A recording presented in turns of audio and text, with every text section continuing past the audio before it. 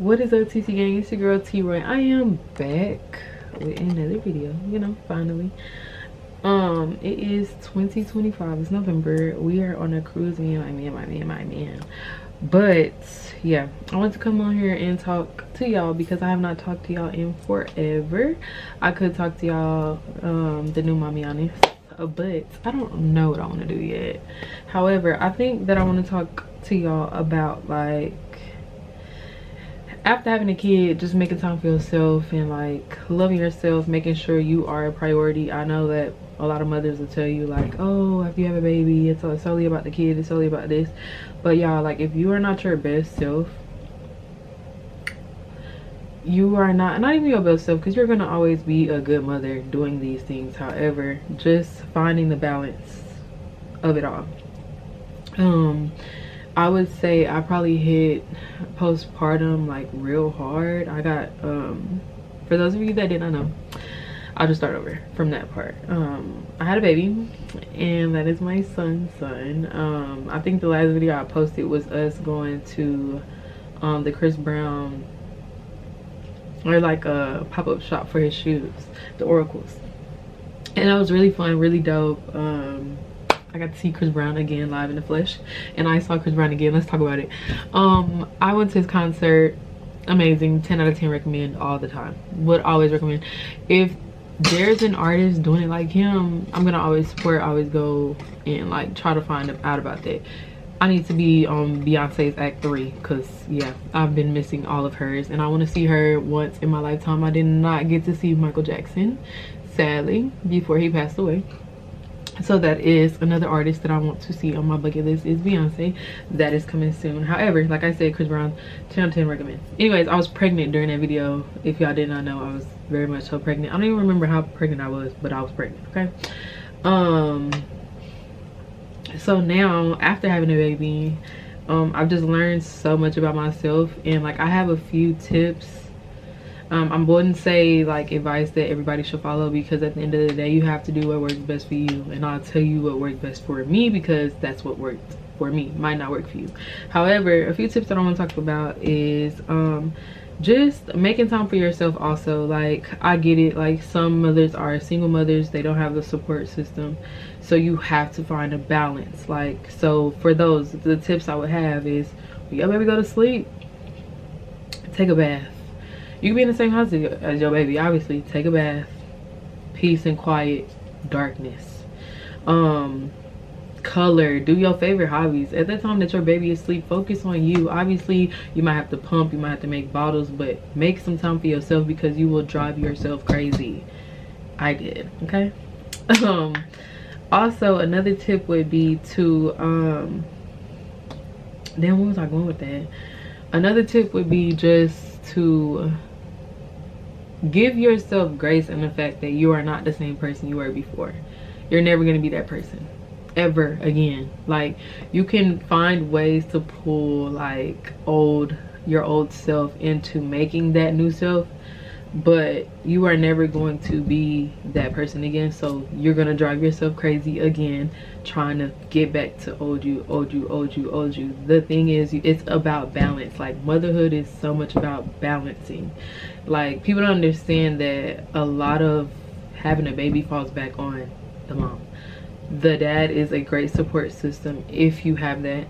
However, a lot of that does fall back on you when it comes to your child. So finding the balance of like what, and then also talk to your partner, because you talking to your partner is going to be in a world of a difference of figuring out between you and your partner.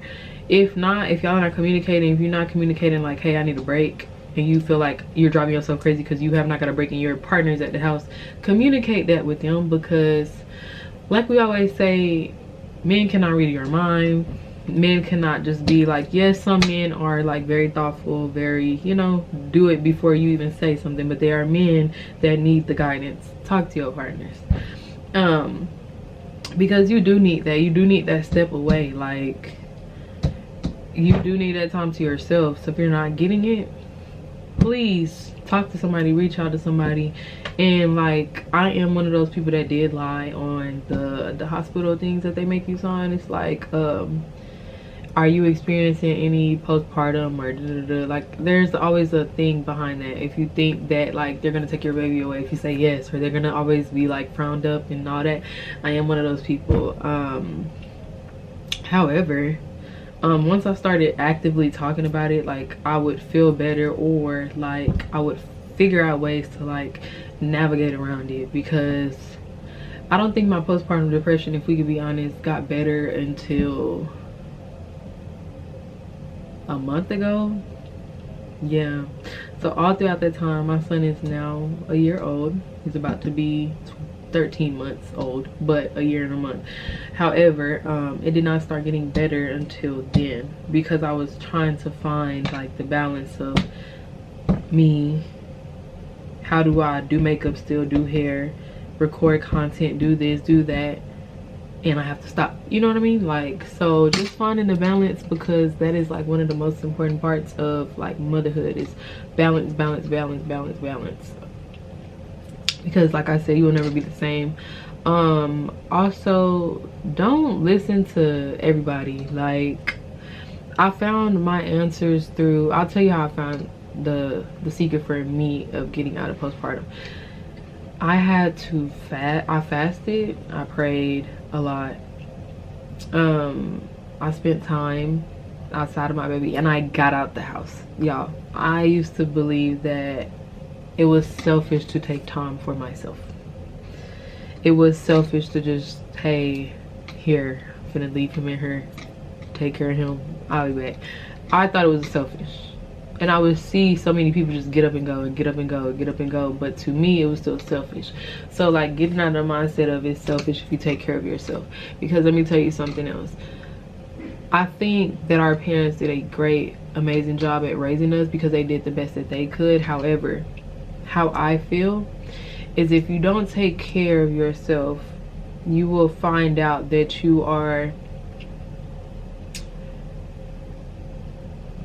not breaking the generational curses that you wanted to, because you put so much pressure on yourself to be better. Then you start not on purpose taking it out, or like reacting like crazy to your children, like, or you know, just getting overwhelmed. And when you start taking that time to yourself, you find yourself in a better space, a better mindset, mentally, physically. Like, get outside, get up, go take a breather, go, you know. That's what helped me. I was fasting, walking. I found friends that wanted to do stuff, wanted to get me out the house. I found a great support system, my friend Janae, my friends V. During this time, I had my best friend Christiana, that's Kaysen's godmother.